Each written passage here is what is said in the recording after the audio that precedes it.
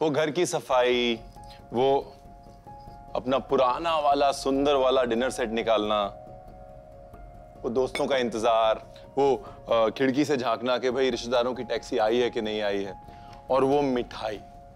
कुल मिला के दिवाली का मायना हम सबके लिए या तो ये सब कुछ या इसमें से कुछ कुछ तो हमेशा रहा ही। और मिठाई और दिवाली का जो कनेक्शन है ना, वो तो मतलब बेमिसाल है। दिवाली में हर कोई ये सोच के रखता है कि भाई इस बार मीठा खाना पड़ेगा, तो तैयारी पूरी रहती है। वो दुआ है ना कि अच्छी संगत बैठ के संगी बदले रूप, और जैसे मिलकर आम से मीठी हो गई धूप। तो जब दोस्तों की मीठी मीठी बातें होती है ना, तो साथ में अगर मिठाई हो तो फिर माहौल अपने आप मीठा हो जाता है। तो आज दोस्तों की बातें करेंगे और कुछ मीठा बनाएंगे।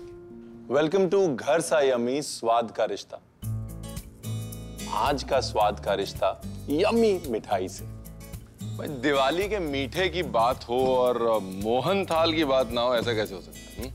किसी भी गुजराती घर में दिवाली मतलब मोहन थाल। वो घर की जो सबसे बुजुर्ग औरत है ना, वो बड़े प्यार से पूरे परिवार के लिए मोहन थाल बनाती है। तो मेरी वाली जो रेसिपी है ना, वो मंजुला विट्ठल भाई वाला जी से सीखी है मैंने।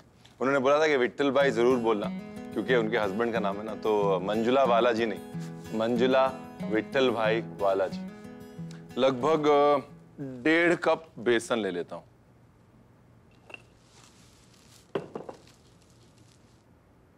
उसके बाद 2 चम्मच घी और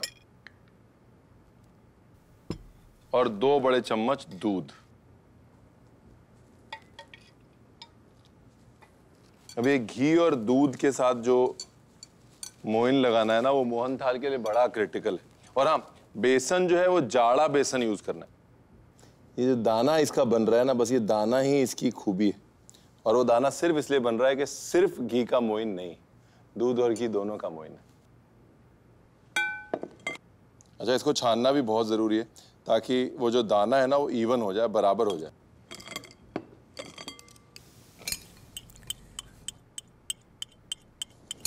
डन।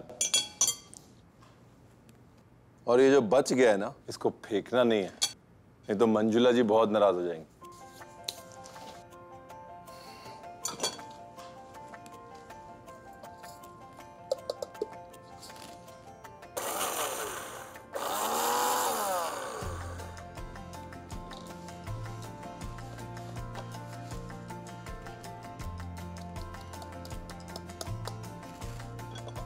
थोड़ा बहुत भी लंप रह गया ना, सब मेहनत जो है बेकार हो जाएगी। तो 2 काम करता हूँ, एक तरफ चाशनी चढ़ाता हूँ और एक तरफ धीरे धीरे मोहनथाल का बेसन भूनता हूँ। चाशनी चढ़ाने के लिए आधा कप पानी। पानी में ना पहले थोड़ा केसर रंग के लिए, 1.25 कप चीनी। अच्छा, इसकी जो चाशनी है ना, वो बनेगी 1.5 तार की चाशनी। मतलब 1 तार की चाशनी बन जाएगी, जो हम लड्डू के लिए बनाते हैं या फिर गुलाब जामुन के लिए बनाते हैं। उससे थोड़ा सा और पकाना है चाशनी को बस। शक्कर को धीरे धीरे पकने देते हैं, चाशनी अपना काम करेगी और हम बेसन के साथ निपटते हैं। तो ट्राई प्लाई कढ़ाई विद एचिंग में सबसे पहले घी, और घी पिघलने के बाद मोइन लगा बेसन। अभी बेसन को घी में बराबर से भूनना है जब तक खुशबू नहीं आती। इसको चलाते रहना बहुत जरूरी है, वरना वो जब मोहनथाल सेट होगा तो बीच बीच में काला काला बेसन दिखेगा। आ गई खुशबू। हर गृहिणी की एक सीक्रेट होती है ना, मतलब हर चीज बनाते समय एक चीज वो अपनी डाल देती हैं, जिससे कि वो डिश उनकी हो जाती है और डिश में जान आ जाती है। अब जैसे मंजुला जी की जो सीक्रेट है ना, वो है दूध। तो ये कहती है कि थोड़ा सा दूध जो है, जब मोहनथाल का बेसन भुन जाए तो उसमें डाल दो। उससे क्या होगा कि मोहनथाल नरम हो जाएगा।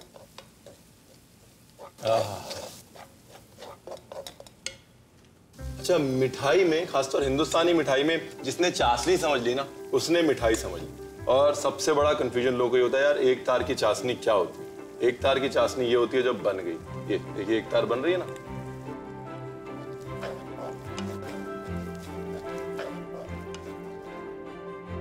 धीरे धीरे चाशनी डालते रहेंगे तो बेसन जो है वो चाशनी पीता रहे। और मंजुला जी का टच, थोड़ा सा दूध, और ये दूध वाला फॉर्मूला मुझे अच्छा लगा। बेसन के अंदर दूध चला जाता है और बेसन नरम हो जाता है। बहुत बढ़िया।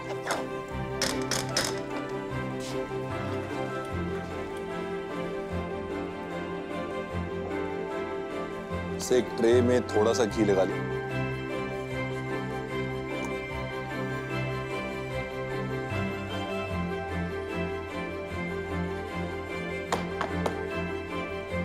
मैं इसके ऊपर थोड़ा पिस्ता।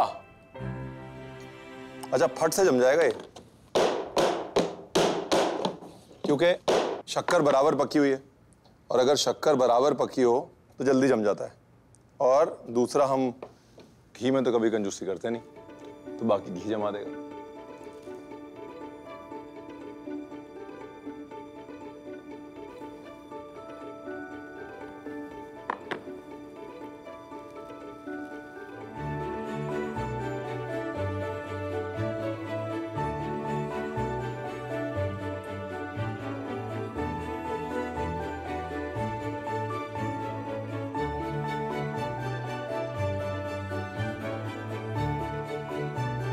जमाएंगे तो बिल्कुल जम जाएगी, लेकिन खाने में जब तक नरम नहीं होगा तो मजा कैसे आएगा? आप भी देख लीजिए नरम कैसे हुआ, वरना ऐसा मजा नहीं आएगा। मोहन थाल बनाने के लिए एक कटोरे में मोटा बेसन, घी, दूध को मिलाएं और मोइन बनाएं। फिर उसको छानकर मिक्सी में पीस लें। एक पतीले में पानी, केसर और चीनी मिलाकर एक तार की चाशनी बनाएं। दूसरी तरफ कढ़ाई में घी और बेसन के मिश्रण को भूनकर उसमें दूध डालकर चलाते रहें। चाशनी तैयार होने पर उसे भुने बेसन में मिलाएं और थोड़ा दूध डालकर उसे पकने दें। मोहन थाल तैयार है। इसे पिस्ते के साथ एक प्लेट में सजा लें। ये चोकर पड़ा हुआ था। दिवाली पे जैसे पुरानी चीजें मिलती है ना, वैसे चोकर को देख के पुरानी रेसिपी भी याद आ गई। चोकर मतलब जब आटा छानते हैं तो ऊपर जो ब्रेन रह जाता है ना छन्नी में, हमारी दादी उसे कभी नहीं फेंकती थी। एक बड़े मजे की डिश बनाती थी, मैं बताता हूं आपको क्या।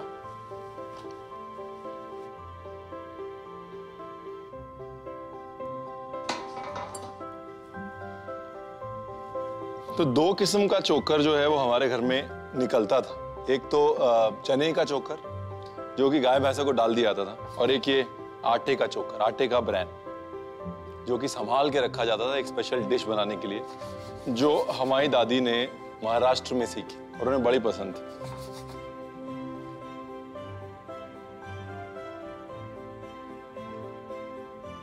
थोड़ा नमक,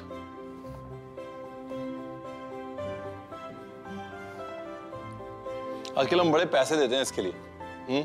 सुपरमार्केट में जाते हैं तो आटे से ज्यादा महंगा मिलता है, ये ब्रांड के नाम से मिलता है, और हम बड़े सारे पैसे देके खुश हो के आते हैं कि डॉक्टर ने बोला है फाइबर खाओ। क्या मजे की बात है ना। और पहले ऑलरेडी इनकी डिशेस बन रही थी। अरे मैं बना क्या रहा हूं ये तो बताया नहीं मैंने। भोंगे लड्डू, जिसको मराठी में हम भोंगे लाडू बोलते हैं। नाम बड़ा इंटरेस्टिंग है ना, डिश उससे भी इंटरेस्टिंग, प्रॉमिस। अच्छा, इसको ना गूंदना थोड़ा ज्यादा पड़ता है, वो इसलिए ताकि बराबर से जो ब्रेन है वो रच जाए। हाथ में जब तक बनता नहीं है ना बराबर, जैसे ये अभी बराबर नहीं बंधा, हल्का सा फट रहा है, इसका मतलब थोड़ा और गूंदना है।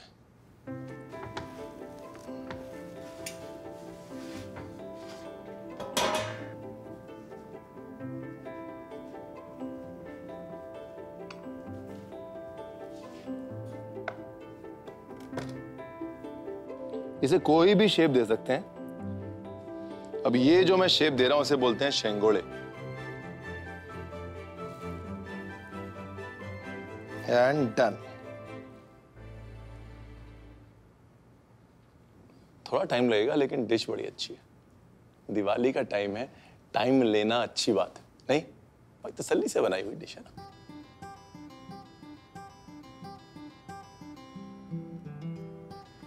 चलो जी, तलने लायक सूख गया है।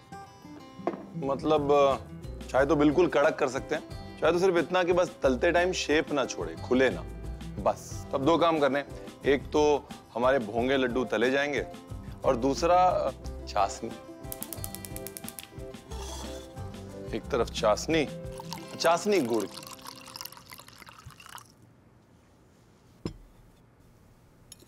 इसमें डालते हैं राइस ब्रैन ऑयल।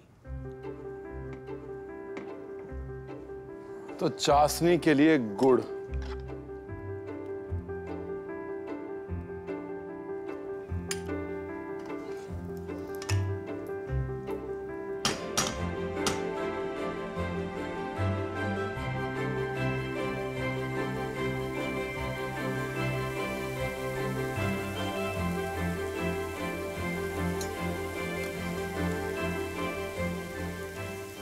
मतलब परात में शुरू किया तो बीजे की तरह परात में ही रखते हैं कहानी को।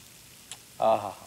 अब देखिए क्या है ना, ये खोखला हो गया, ये एक किस्म से हॉलो हो गया, हल्का हो गया। वो इसलिए कि जो भी है तो इसमें आटे का भूसा ना, तो जैसे ही तला सारी हवा निकल गई, अपने आप हल्का हो गया। और उसका सबसे बड़ा फायदा ये है कि ये जो खोखला हमने किया है अब उसको हम भरेंगे गुड़ से।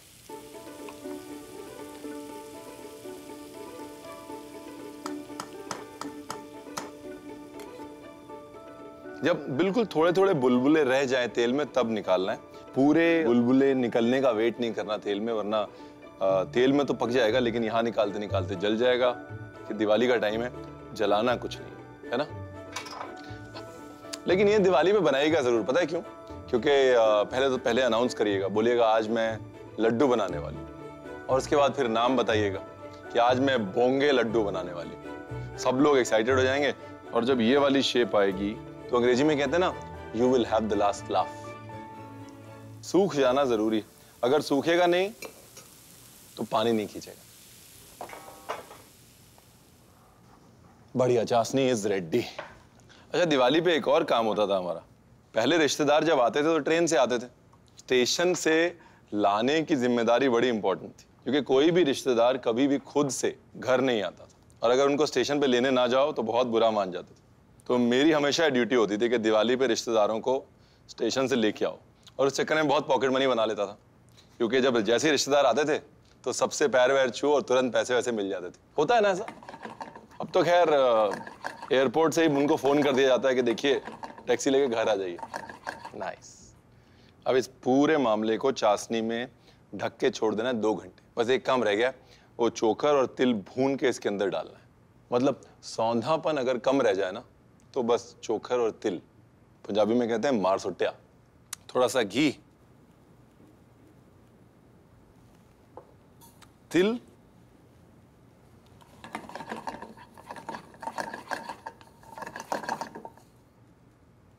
और ये चोकर। घी डालने का एक कारण मेरा ये भी है कि चोकर जो है रूखा होता है बहुत, तो उसके रूखेपन को मारने के लिए घी की रिचनेस जो है हेल्प करती है।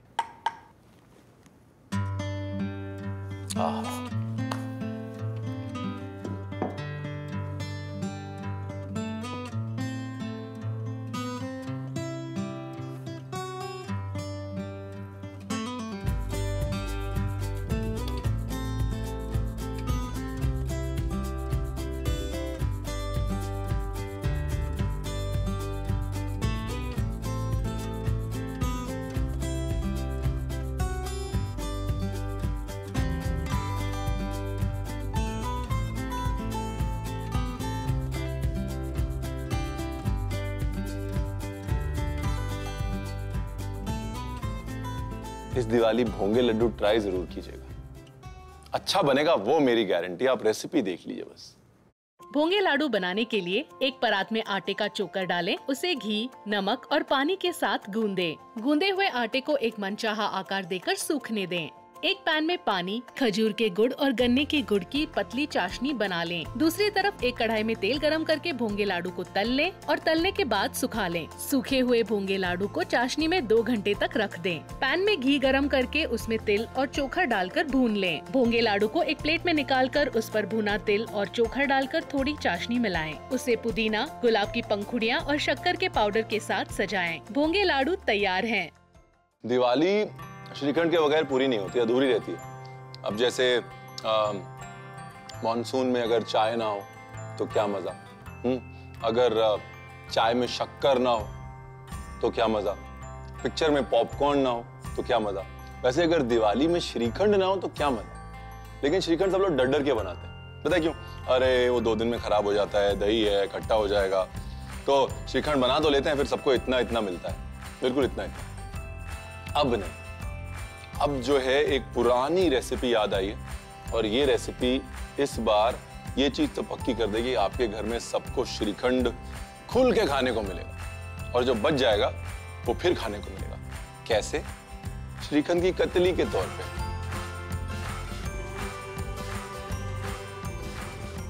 तो महाराष्ट्र की डिश है, वहां पे इसको श्रीखंड वड़ी बोल देते हैं, हम इसे श्रीखंड कतली बोल रहे हैं।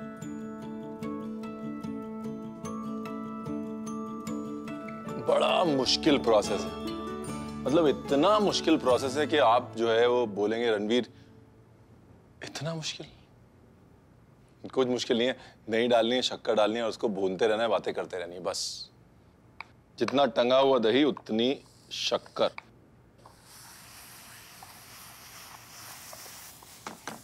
और ये श्रीखंड भी बीच में ही डाल देता हूं।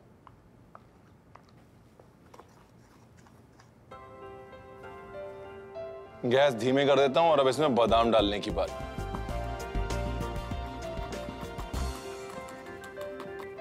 अच्छा, आमंड के बादाम के 2 काम है, इसलिए मैं पहले डाल रहा हूं और इसलिए बादाम इसमें जरूरी भी है। एक तो बादाम ऑब्वियसली टेक्सचर देगा, दूसरा बादाम गाढ़ा करेगा। बादाम जितना बारीक कटेगा ना उतना इसे जल्दी गाढ़ा भी करेगा, तो इसके लिए बादाम में कंजूसी नहीं, बिल्कुल धीमी आंच पे धीरे धीरे पकाना है।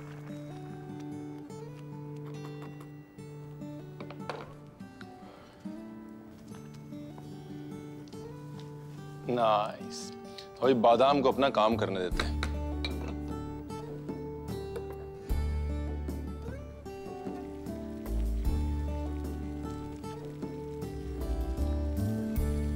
फिर रंग बदला ना एक बार, पीले से हल्का सा भूरा होना शुरू हो गया। जैसे मावा गाढ़ा होता है, खोआ गाढ़ा होता है, वैसे गाढ़ा हो रहा है ना। क्या कमाल की चीज है दही, है ना? थोड़ा केसर डाल देता हूं। बस धीमी आंच पे पकाते पकाते पकाते ये जब ऐसे गाढ़ा हो जाएगा ना और कढ़ाई छोड़ना शुरू कर देगा, तब समझ लीजिए कि कतली तैयार। यहाँ पर इसको सब घोंटना रह गया है। अच्छे से घोंट लें ताकि जितना दाना मर सकता है उतना मर जाए। ये देखिए, अब ये जो टेक्सचर है ना, ये बड़ा इंपॉर्टेंट है। ये हाथ पे लिया, अब ये लड्डू बन गया ना, मतलब अब ये टेक्सचर जो है वो आ चुका है। और अगर इसे खोलेंगे और दबाएंगे तो ऐसे हल्का हल्का दाना है, मोटा दाना नहीं है, हल्का हल्का जो दही का दाना है वो अच्छा है।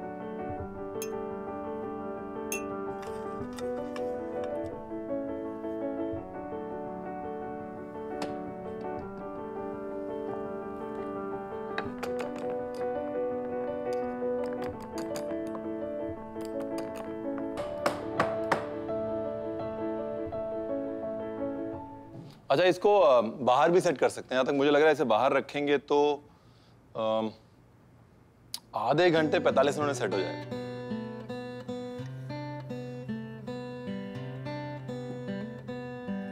कभी भी कतली काटे ना तो एक गीला कपड़ा साथ में रखें। वो नाइफ में बार बार घी लग जाता है तो फिर कतली सही से कटती नहीं है। पहले ऐसे सीधी लाइनें खींच दी, उसके बाद ये इसके डायमंड्स बना दिए।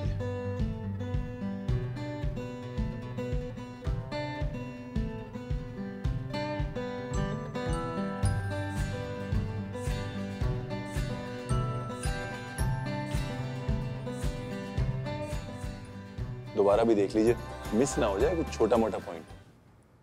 श्रीखंड की कतली बनाने के लिए एक कढ़ाई में चीनी, दही और श्रीखंड को पकाएं। उसमें बारीक किए हुए बादाम और केसर डालकर धीमी आंच पर पकने दें। पकने के बाद उसे एक प्लेट में निकालकर ठंडा होने दें। ठंडा होने के बाद बर्फी की तरह काटकर उसे पिस्ता और गुलाब की पंखुड़ियों के साथ सजाएं। श्रीखंड की कतली तैयार है।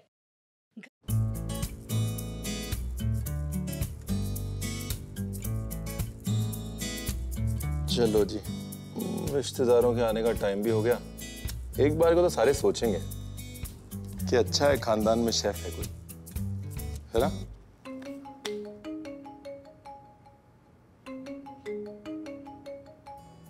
हेलो, हाँ जी मास्टर जी, सत श्री अकाल। हैं? आप स्टेशन पे खड़े हैं? हाँ मैं बस रास्ते में हूँ, आ रहा हूँ, बस आ रहा हूँ। पॉकेट मनी गई।